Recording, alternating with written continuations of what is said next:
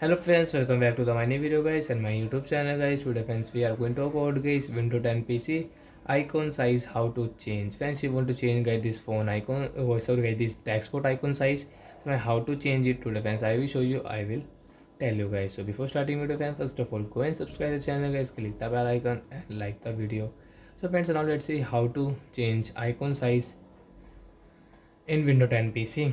So a shortly setting guys I will show you. So we right click here and you can see view guys, large large size guys, medium size. Friends, you want to change to guys medium size. So guys you can see this, your dashboard icon size will change. Okay, this icon size will change. Friends, you want to change into a large size, so friends you can change into large size. So friends, you can see this icon size will change into large size.